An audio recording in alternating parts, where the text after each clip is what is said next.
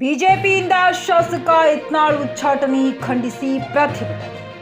ವಿಜಯಪುರ ಜಿಲ್ಲೆಯ ಮುದ್ದೇಬಿಹಾಳ ಪಟ್ಟಣದ ಬನಶಂಕರಿ ದೇವಸ್ಥಾನದಿಂದ ಕಿತ್ತೂರು ರಾಣಿ ಚೆನ್ನಮ್ಮ ಸರ್ಕಲ್ವರೆಗೂ ಬೃಹತ್ ಮೆರವಣಿಗೆ.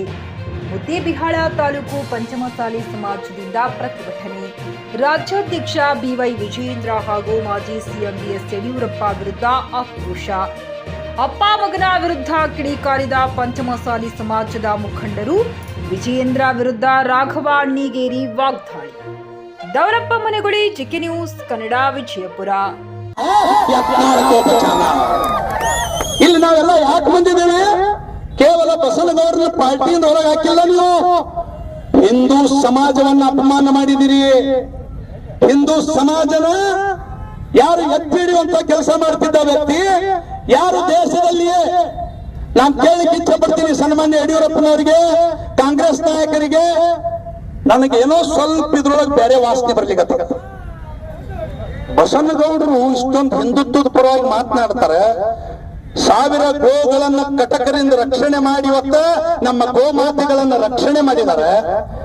ವಕಫ್ ವಿರುದ್ಧ ಇಡೀ ದೇಶದಲ್ಲಿ ಮೊದಲು ಧ್ವನಿ ಎತ್ತಿದವರು ನಮ್ಮ ನಿಮ್ಮೆಲ್ಲರ ಹಿಂದೂ ಹುಲಿ ಬಸವನಗೌಡ ಪಾಟೀಲ್ ಯತ್ನಾಳರು.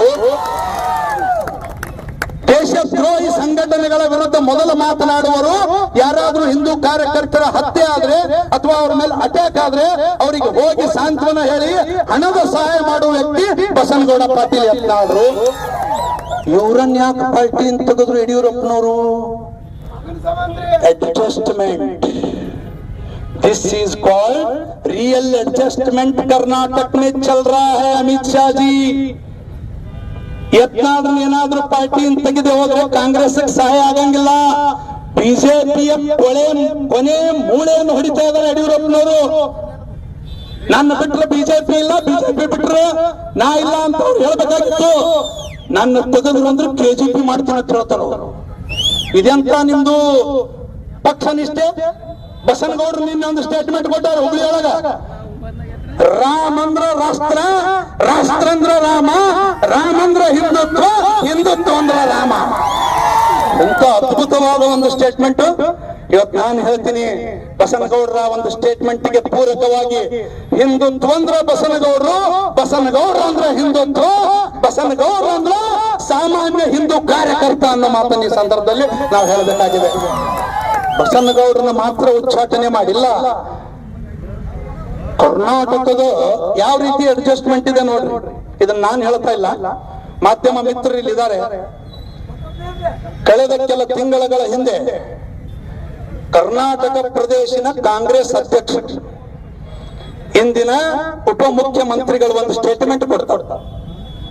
ವಿಜಯೇಂದ್ರ ಅವ್ರು ಹೇಳಿರೋದ, ವಿಜಯೇಂದ್ರ ಕಾಂಗ್ರೆಸ್ಸಿನ ಭಿಕ್ಷೆಯಿಂದ ನೀನು ಇವತ್ತು ವಿಧಾನಸಭೆ ಪ್ರವೇಶ ಮಾಡಿದೀಯಾ. ಅರ್ಥ ಏನು?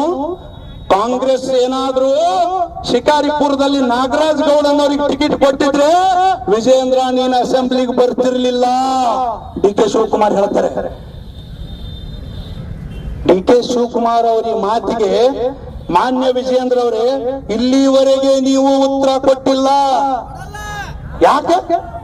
ಅಡ್ಜಸ್ಟ್ಮೆಂಟ್ ಅಂದ್ರೆ ಅವ್ರು ಹೇಳಿರೋದು ನಿಜ ಅದಲ್ಲ, ಕೊಡಬೇಕಾಗಿತ್ತಲ್ಲ. ಬಸವನಗೌಡರು ನಿನ್ನೆ ಮಾತನ್ನು ಪೂರಕವಾಗಿ ಇಟ್ಕೊಂಡು ಹೇಳಿದ್ದಾರೆ, ನನ್ನ ರಾಜೀನಾಮೆಯನ್ನು ಕೆಲವು ವಿಜಯೇಂದ್ರ ಚೇಲಾಗಳ ಕೇಳ್ತಾ ಇದ್ದಾವೆ. ಆ ಚೇಲಾಗಳ ಮುಖಾಂತರ ಮಾತನಾಡಿಸಬೇಡ ವಿಜಯೇಂದ್ರ, ನಿನಗೆ ತಮ್ಮ ತಾಕತ್ತಿದ್ರೆ ನೇರವಾಗಿ ನನ್ನ ಜೋಡಿ ಮಾತಾಡ್ತಾರೆ. Coat pant, sherwani, suiting, shirting, sari, dress material ಹಾಗೂ ಮದುವೆ ಸಮಾರಂಭಗಳ ಎಲ್ಲಾ ತರಹದ ಬಟ್ಟೆಗಳು ಹೋಲ್ಸೇಲ್ ದರದಲ್ಲಿ ಲಭ್ಯ. ಹಾಗಿದ್ರೆ ಎಂದೇ ಭೇಟಿ ನೀಡಿ ಆರ್ಕೆ ಫ್ಯಾಷನ್ ಕಲೆಕ್ಷನ್, ಬಸ್ ನಿಲ್ದಾಣ ಎದುರುಗಡೆ, ಹುಮ್ನಾಬಾದ್. ಹೆಚ್ಚಿನ ಮಾಹಿತಿಗಾಗಿ ಸಂಪರ್ಕಿಸಿ 8660601957.